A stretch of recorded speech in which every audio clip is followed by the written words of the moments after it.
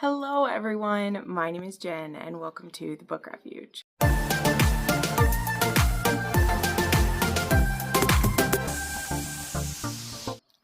Hello everyone, welcome to another recommendations video, and today we are adding another addition or number part, is that what I'm looking for? That's what we're looking for, to my list of Who Hurt You recommendations. So I have done a few of these in the past before. I don't actually know how many, I didn't count. I think I've done 2 or 3 of these maybe of Who Hurt You. Often this shows up in dark romance, but I definitely don't only have dark romance. I have a good mix of these, but often we find this trope in dark romance, and it can come from, and again, this is usually gonna be for women. This happens in this trope a lot of women who've been, you know, it's women on the run, it's women from abusive relationships or from abusive families, and they come across a hero who realizes they have a lot of damage in their life. Now, a few of these individual ones I come across, they turn this trope a little bit twist, or bring a little twist to it, and I'm hoping I can maybe surprise you with how I took a turn on this trope with a few of these, but let's see what you think as I go through some of these. I mean, for the most part, it's all going to be the classic Who Hurt You, because that's what we love about it. Sorry, my hair is extra floofy today. Also, you guys probably won't hear it, but like, it's decided to go a full-on warm spurt today, and everything is just melting like it's the fresh blush of spring outside, and it's absolutely a false spring because it's gonna be, I think, 5 degrees tomorrow. But yeah, the sun is full out right now and I have a waterfall coming off of my roof over here, so sorry if I'm getting a bit distracted. Sorry over there. Sorry. Been watching too much Canadian TV. If you know, you know. I already have my accent, Minnesotan accent, come out sometimes, and then you add Canadian on top of it and it gets wild. But there are birds deciding they're having mating time, and there is a river coming off of my eaves over here as well, or the gutters over here as well. So sorry about that. I can't help it. I'm an easily distracted girl, but we'll get into these. Throwback to one from my favorite author, and my very first 6-star book from this author, and it was the book that really cemented her as the author I know and love today. I had been enjoying her books for a while, and then this one came along, and it really just stunned me in so many ways. And the heroine is very interesting in this story too, because she's a heroine that in years past I wouldn't have had a lot of patience for. But because of how this author, I know I'm really edging you with who this book's going to be about, but because I had been reading about this character for the last 3 previous books, or maybe even longer than that, because was it in the series before? Maybe even 5 or 6 books I think I've been reading about this character. Yeah. And so I had just seen her go almost from a bully character to a character who was a ride or die as a friend to other characters. And so when it was time for her to get her love story, oh boy, was I pumped. So this is Sweet Like Poison by J. Wolfe. And yes, so this is actually one of what is considered a new adult book from Julia Wolfe, but she has started to like rebrand these older titles to just all be under Julia Wolfe as well. She has not recovered these ones yet, but I would say she probably will soon, because she's been doing that with her other J. Wolfe titles. But I also love this one too, because if you are reading the Kelly Ranch books, which are the current series that's coming out from her, this is actually the book that starts that, because this is about Lachlan and Elena Kelly, and this is the couple that is the Kellys. And this is when they meet in college, and there is this weekend actually that these two have when they have a fling together. And Lachlan is very firmly going to be a country boy, even though he's from a very wealthy family. It's not like he's from rancher royalty, basically. But his mother is, I believe, a senator, and his father is a rancher, and his parents are actually divorced currently in this book, but he's going to college in California and getting his degree, and he's going to be going back to Wyoming to help his father run the ranch, and he has a younger sister as well, who is still kind of being like pulled back and forth between his parents too, and so he's not planning to meet any girls or fall in love with anyone while he's in California, because he's going to be going back to Wyoming, and so he doesn't have any room for any entanglements. But he happens to be actually neighbors with Elena, and again, like, he is home in his house while his roommates and her roommates are actually like kind of like, one of them is like dating each other and they're all friends. And him and Elena, he's just kind of seen her as a spoiled little rich girl, which again, he's from a wealthy family too, so he is kind of judging her as this ice queen. In fact, he actually calls her Elsa because she has a long blonde hair, and he sees her as this kind of like preppy princess, and he's judged her very harshly.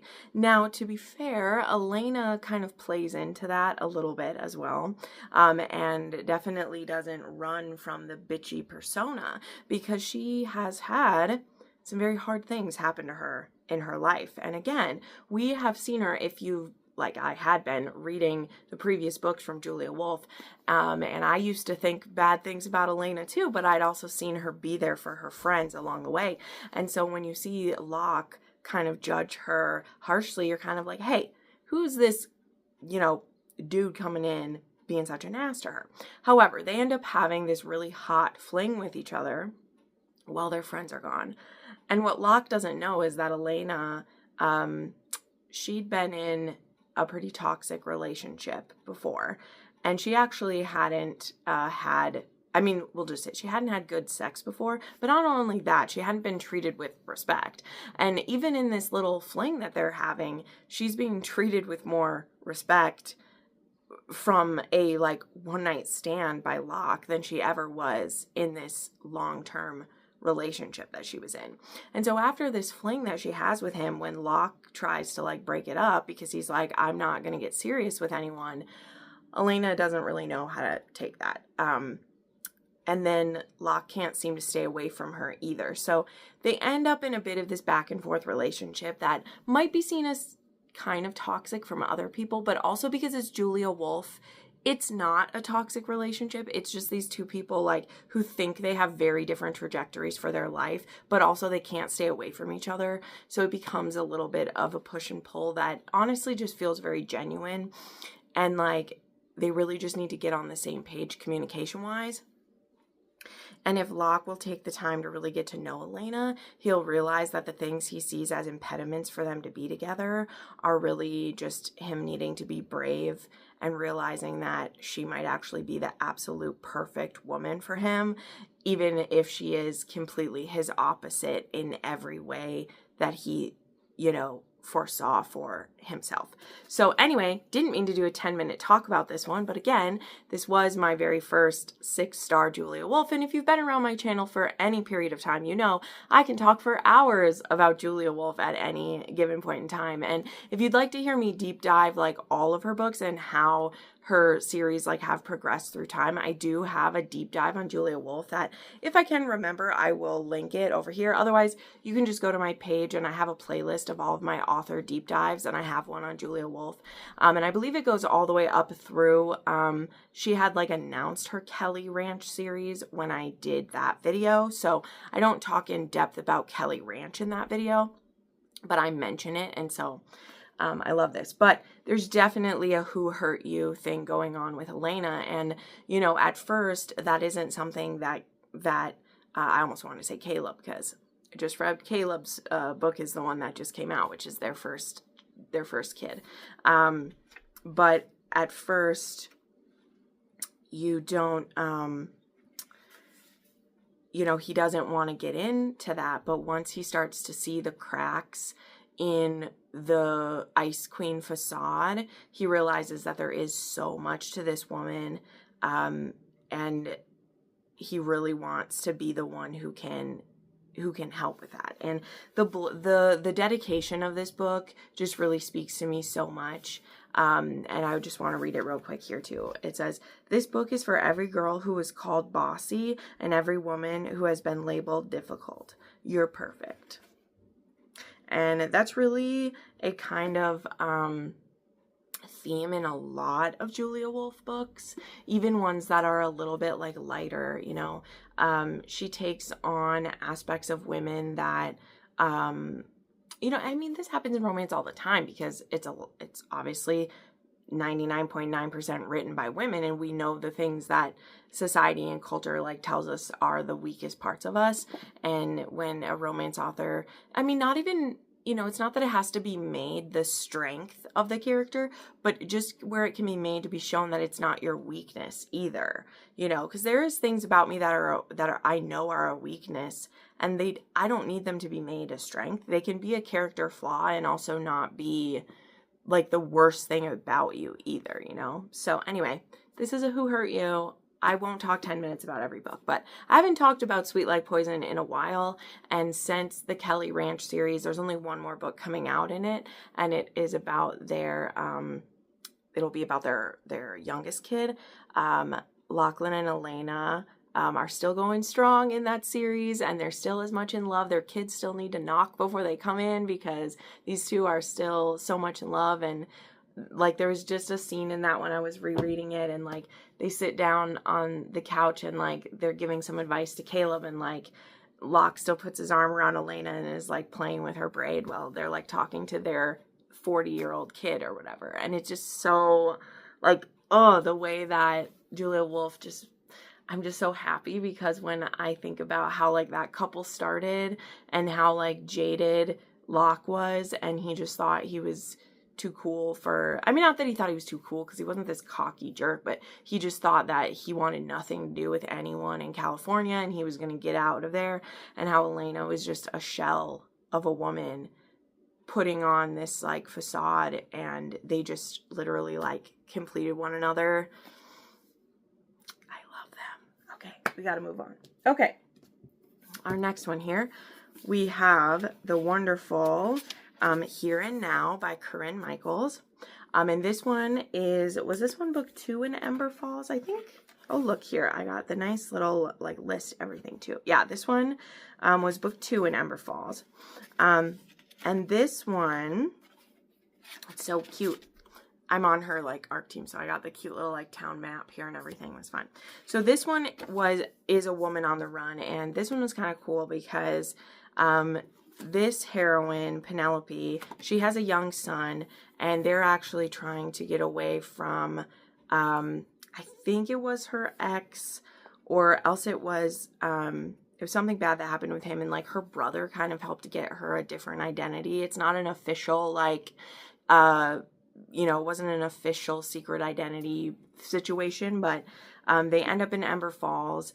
And so it says, I have 2 simple rules: maintain a superficial relationship and always be ready to run in case anyone finds out.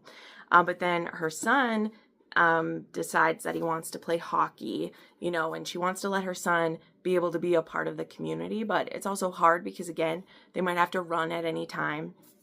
But her son's hockey coach, and he's also the principal of the town. His name is Miles Anderson. And she starts to, I think she gets a part-time job working at like the coffee shop in this one. I think that's what she does. And yeah, they end up falling for each other, and he starts to pick up on a few things that like he has some stuff in his past where he can tell some of the signs that she's probably been in a bad situation. And slowly, as those things get revealed, he gets her to trust him and like tell him what led her to have to go into hiding with her kid, and like why they have to be ready to run, and that type of thing. So yeah, So yeah, this one's Miles and Penelope in Ember Falls, and it's great. Just a little bit of light suspense in it. But yeah, this one is definitely sweet. Corinne Michaels writes really beautiful, really quick stories. I'm really excited to actually have my ALC of Come What May, which will be, I think that one's supposed to be the last one in this one. Nope, there's supposed to be another one, it says. Won't You Stay? At least when she made this reading list, she already knew, but maybe there won't be. I don't know if there still will be. Maybe that one got canceled or something, because there's supposed to be a series that's going to be a cowboy series coming, but so I don't know if Come What May is now supposed to be the last one or not. But yeah, Come What May is supposed to be coming out this month, and I have an ALC of that one. All right, you know, within a Who Hurt You, we're going to have some Mafia in here. So I think have 4 of the ones in here are Mafia, so I'll spread those out. Again, like I said, this time I want to do some throwbacks in here, and I think in some of my other videos for Who Hurt You, I maybe will have some overlap, but again, it's been a while since I made one of these. But I'm actually going to be rereading this one soon, because one of my patrons asked me to annotate this book. So it's on the forefront of my mind right now to revisit this couple, and I'm really excited because I love this book. But this one is Filthy Rich, and this is Owen and Anessa.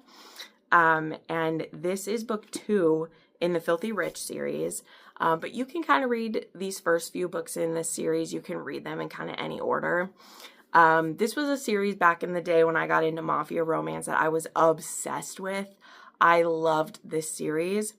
It is a series that eventually got very overwhelming for me because, and you know, we won't rant on this, but just everything was connected, and there's like 30 books by Serena Ackroyd that they all got connected, and I think that showed because eventually she kind of had to like abandon that world. Like, let's be honest, that's like what happened. Everything was connected, and there was no great like entry points anymore when you do that. But I still stand by that, like 7 books in this series, if you read like 7 of them, it's a really strong like story. But she has biker books, and then there was then the Bratva and the Irish, and like it just got to be a lot.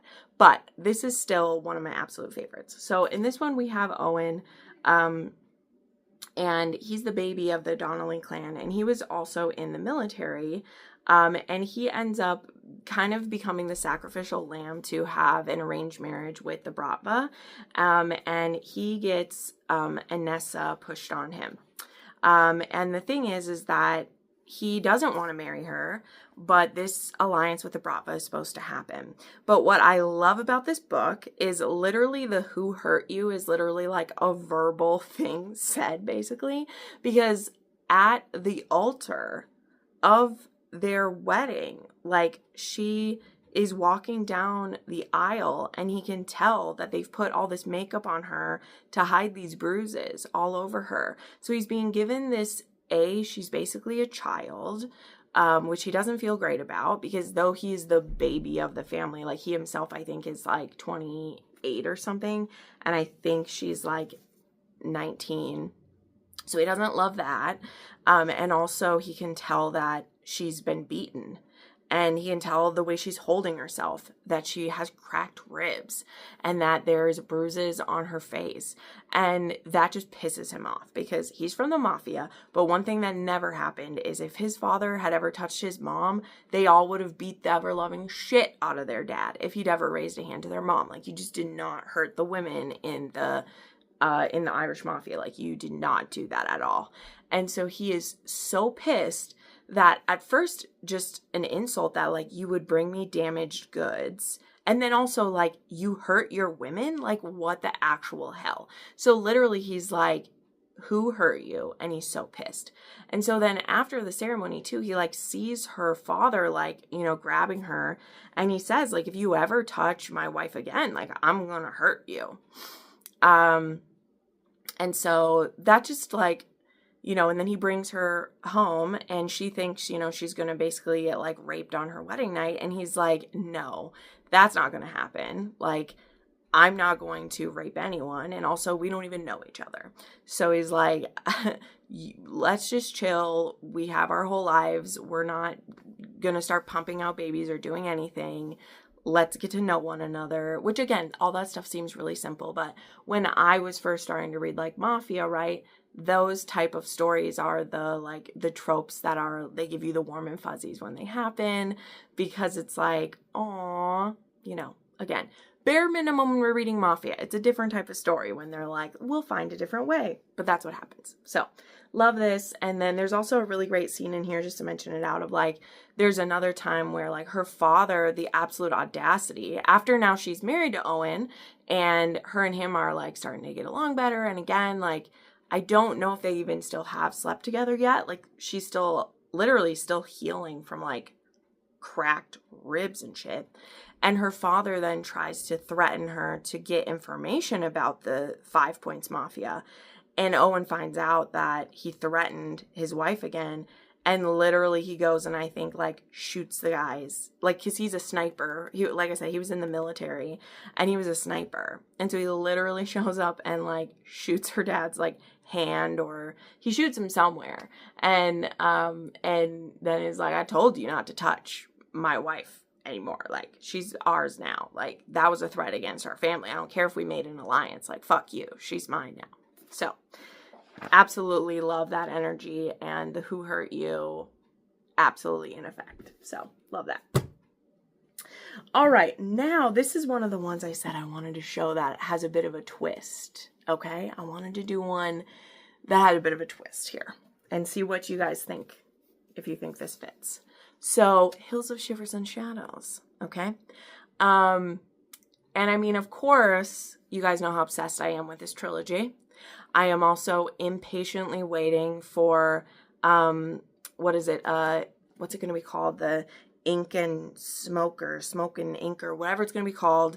There's, one of the characters from this book is getting his own spinoff, and Pam has confirmed that there will be, that the audiobook is getting made of that one, and that there will be 3 narrators, and that one is supposed to be, well, she hasn't officially said this, so maybe I shouldn't jump to conclusions, because we jumped to conclusions about what this one would be too, and we were wrong. But anyway, so I won't say anything else. But anyway, but this story, which I still lives rent-free, I absolutely love this. But the basic setup of this one of my favorite dark romance trilogies that I've ever read, starts with Frankie, who is married. Her and her husband live in Alaska, and she gets kidnapped and taken by this crazy man named Denver in his plane. He drugs her and kidnaps her from her. See, her and her husband have a fight, though. Like, I'll start. Her and her husband have this fight, and she's threatening to leave her husband. Now, whether she was actually going to leave her husband or not is debatable. We'll never really know if she was, but it does appear that she was going to, at least for the night, like, leave her husband. They were having a spat. And she gets kidnapped by Denver, drugged, and taken to his cabin with his 3 sons in the middle of the Arctic in Alaska, or at the edge of the Arctic, whatever. And when she arrives there, they're now stuck. And the only one who can fly them in and out is Denver. He's the only one who knows how to fly this plane. And these 3 men are there. And their names are Kodiak, Leonid, and Wolf's son, and then Denver and Frankie. And Frankie doesn't know why she's been taken. Denver won't explain why. And these 3 other men, men there, I think Wolf is 22, and like Leo and Kodiak are like 28 and 30, or their ages are all like different and everything. And Frankie doesn't know why she's there, and she's attracted to these men, but also, like, Denver is really freaky and fucked up, and it's just all really scary, and we don't know why they're there. And in this case, to me, the who hurt you is these 3 young men, youngish men. Not Denver. Fuck, who cares about him? I'll just tell you that. Who gives a fuck about him? And Frankie, too, eventually it's like, but for these 3 men, who hurt you and what's happening to them? And why are they there? How did they get there? Because, they can't leave either. Let's just say that. So I thought I would put this in there as a who hurt you. as a bit of a twist on it, because to me, now knowing the full story, it's definitely a who hurt you for, like, everyone in this story. Again, except for Denver, because fuck him. But I very much cannot wait for the next book that Pam is doing. And I can't wait to find out whether that one's going to be 2 or 3 books as well, and what's going to be happening with that character. I won't tell you who that one is if you don't know. But the fact that she said there's going to be 3 narrators and that one's going to be in duet as well has my mind spinning. If you guys have been around, you know I have theories about that, and I can't wait. Okay, next, I have another Mafia one here. I have his Tesoro. This one is another Bratva one, but it's Bratva meets Italian. In this one, we have our heroine who actually has a disability, and her father has kind of kept her hidden and a secret, and her disability a secret. And so when her husband, her, you know, now husband, has made this marriage deal with her father, he discovers that his wife has a disability. He's not upset that she has a disability. He's upset that her father had, like, lied about, you know, her capabilities and her needs, and that she doesn't have these things that are very important for her. And, you know, he never planned to want to love his wife. He was going to marry her and, like, keep her secluded and away from him.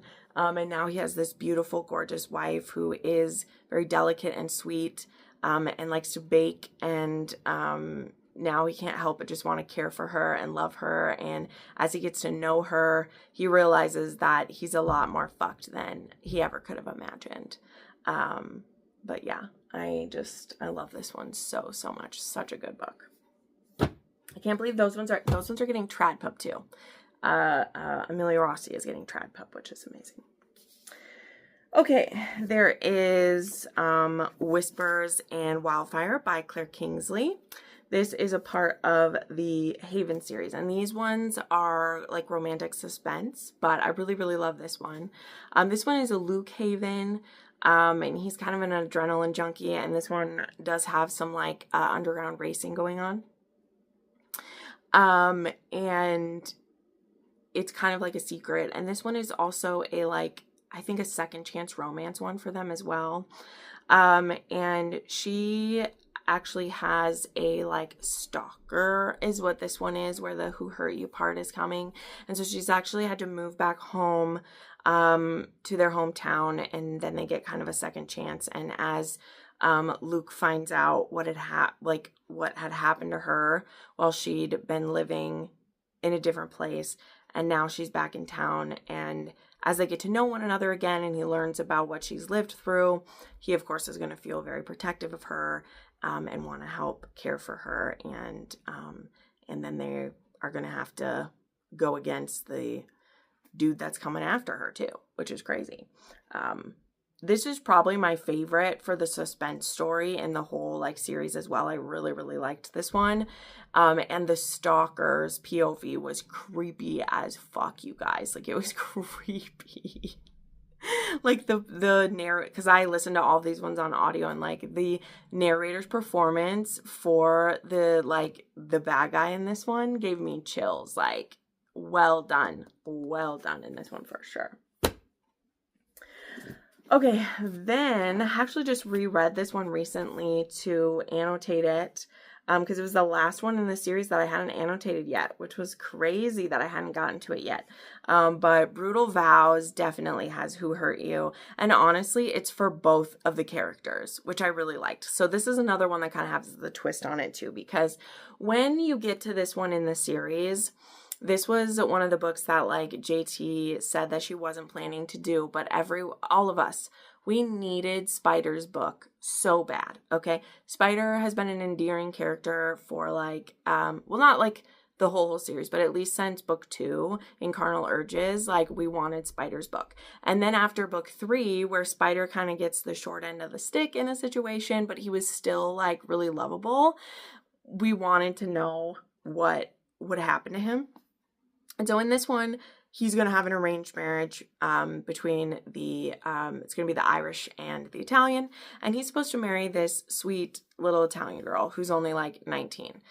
He's not super stoked about that, but because he'd fallen in love with Riley in book 3, and she ended up with someone completely different. And it was, like I said, it was a big bust. It was very sad for him. Poor guy.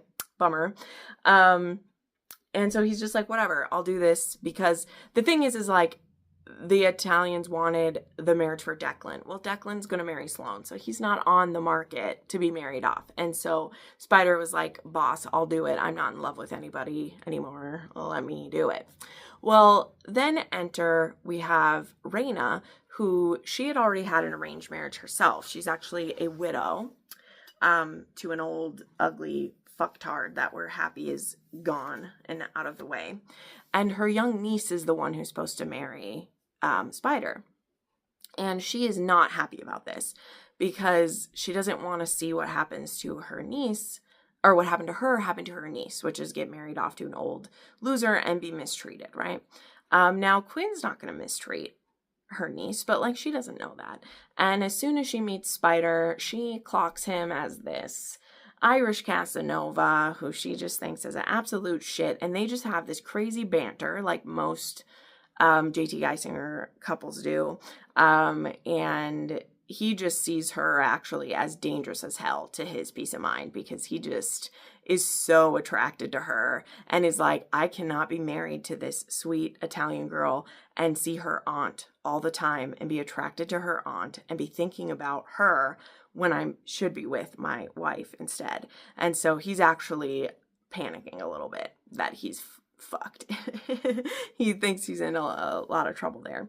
But, you know, things play out, and let's just say he ends up where he's supposed to be. But once they actually find themselves being the ones who, you know, when things play out and they end up being the ones who are married, we find out there are some really deep traumas as to why they've both been afraid of falling in love with someone, and the traumas in their past and like what happened in her first marriage. And he also shares some trauma of what happened once when he fell in love, which was only honestly kind of painful when he fell for Riley and things went bad, you know, in that case too. So this one was kind of a double whammy of Who Hurt You as well. Okay, let's throw one in here. That's a fan fiction. This is one I love to share for a Who Hurt You. And it is actually one of the few fanfics that I've given 6 stars before, that I love to throw in there. And that is In Silence and Submission by Jillian Eliza. And this one is a BDSM, Draco and Hermione. And it is a after the war scenario where Draco is actually into BDSM and Hermione is having some problem. She was in a very messy relationship with Ron and things didn't go well, and now she's having a lot of struggles, and she actually gets, now it's been a long time since I've read this one, so pardon me, but she actually gets kind of like, oh, yes. I remember what happens. She's not in an antagonistic relationship with Draco in this one at all. Actually, they're not like buddies, but they're not in a bad situation. And in fact, like Draco's kind of like friends with some of her friends. And so they all end up out for drinks one night, and she ends up like sat by Draco. And she's kind of having a bit of a panic attack. She's very overwhelmed by the situation of like, there's so many people and it's a loud noise. And he ends up, I believe, like putting his hand on her and kind of like commanding her in a very like dom kind of way, like in public, which, you know, isn't the most appropriate thing to do, but it truly like helps her in the moment. And after that scenario, he kind of reaches out and he's like, are you really struggling? Would you maybe like to explore this some more?